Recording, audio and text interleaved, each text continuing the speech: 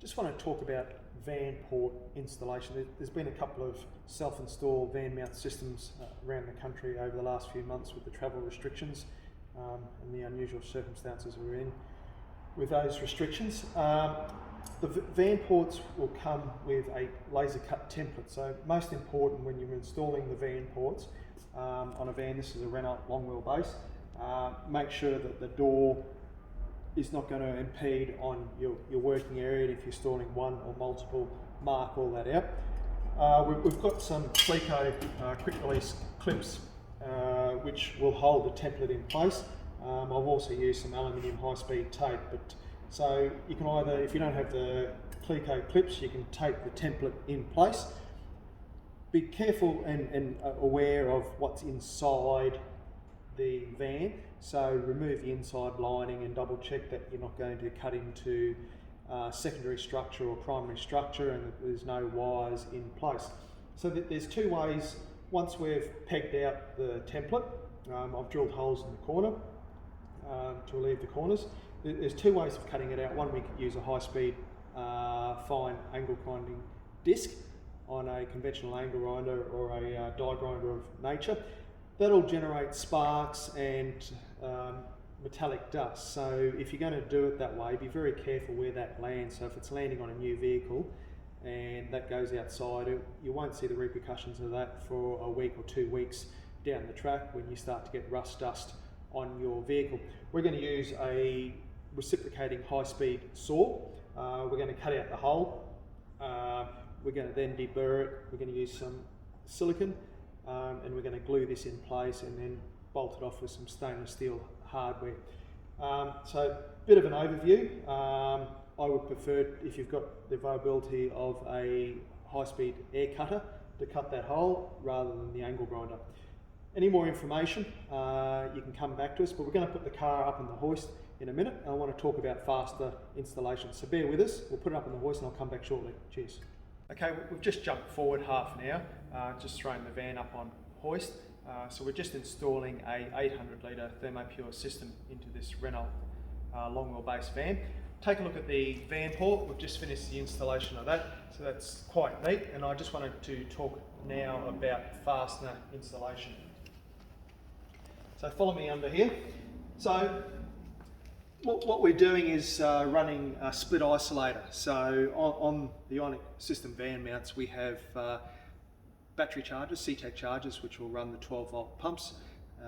Fast fill system is 240 volt, but in relation to hooking up a battery isolator, we're going to couple off the main battery in the vehicle, and while we're driving along, it's going to trickle charge the auxiliary battery or secondary battery down the back.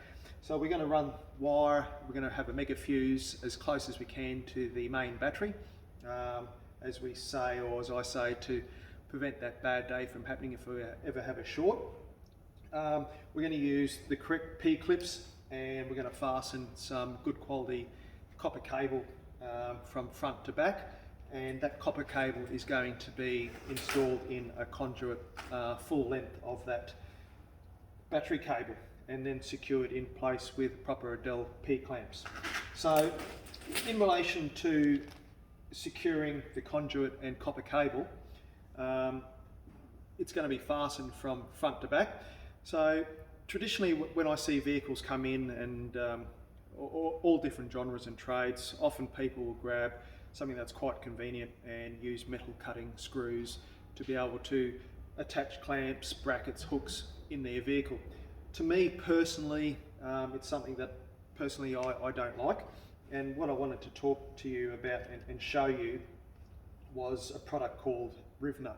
So Rivnuts are used in the automotive industry, in the aviation industry, and are a fastening system which will allow any operator to secure something in a far more secure and better presented and safer manner. So the Rivnuts themselves operate on a principle like a pot rivet. So we drill a corresponding hole.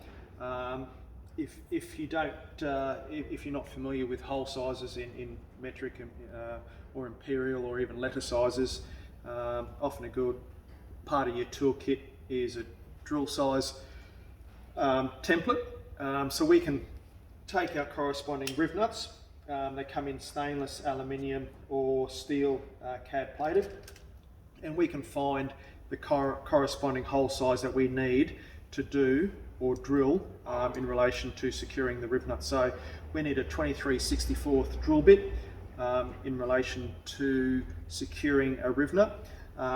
So wherever we wanted to fasten the cable or any other apparatus that you're going to secure onto a vehicle, you need to double check that there's nothing behind that. We're not going to drill into anything nasty. We'll drill the corresponding hole and we'll use the riv nut pliers. They come in a couple of different configurations, right angle and traditional. There's also pneumatic, and we'll insert the riv nut. There's serrations around the riv nut which when we drill the correct corresponding hole will help bite and secure that riv nut in place. So the riv nut will pull up like a pop rivet.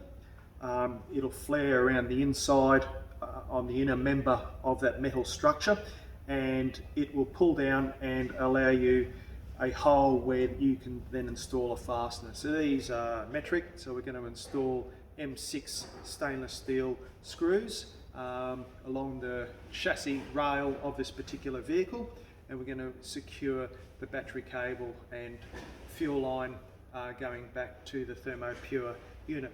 So definitely a good part and good addition to any toolkit, and that's a riv nut toolkit.